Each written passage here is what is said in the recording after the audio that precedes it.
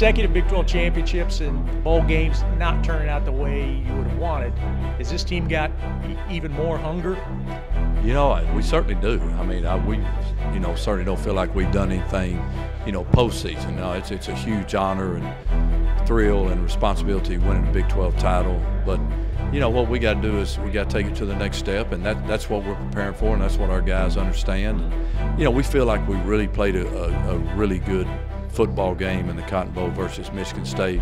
Just had some unfortunate things happen. They ended up playing well, making some plays down the stretch, but one thing goes the other way, and then we have a big win against a really quality opponent. And our motto is to not let it get to that point. We've got to make sure we dominate from the get-go. What did you see out of Seth Russell in the spring? Kind of what we thought. We knew he would, come in and really be an athletic quarterback, really care about, his responsibility to our football team, and be very productive. So he's a guy that percentage-wise did really well through the spring, and we don't expect anything to drop off when he starts in the fall.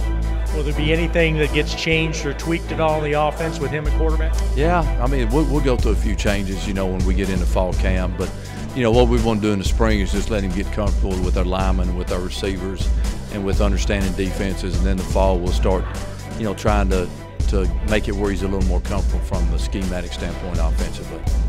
Looking at the roster, it seems to me that your collection of running backs and guys at receiver, playmaker-wise, is this the best collection you've had of guys that can make plays and break long plays, that sort of thing? Yeah, we've had a bunch of good ones in the past now, when you start talking about, Kendall Wright and, RG3, and then, Lake Seastrunk, Terrence Ganaway, Josh Gordon, Terrence Williams.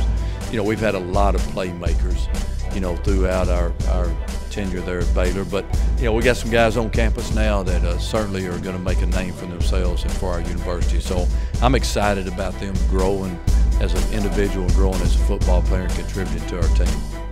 9 starters back on defense, but one of the guys you don't have back is Bryce Hager, who always made tackles.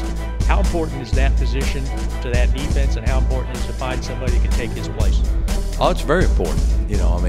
Bryce did a great job for us for 4 years basically, and I think led the conference in tackles a couple of those years, and got drafted by St. Louis here the last weekend. So he was a main cog, but we've got some good people back. We have a lot of experience back. We got some guys that really competed hard this spring, for his spot and the other linebacker spots that we're kind of moving around. Gerald Branch, was our bear, so we got something going on there. But we feel like early in the year that we have to really be dominant defensively, until we kind of find the rhythm on the offensive side of the ball, and we got the people on defense to be there.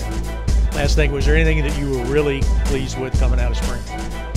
We stayed healthy. It's always a big plus. Our guys got through there and didn't have any major injuries, so when we walk into fall camp, we'll be ready to go.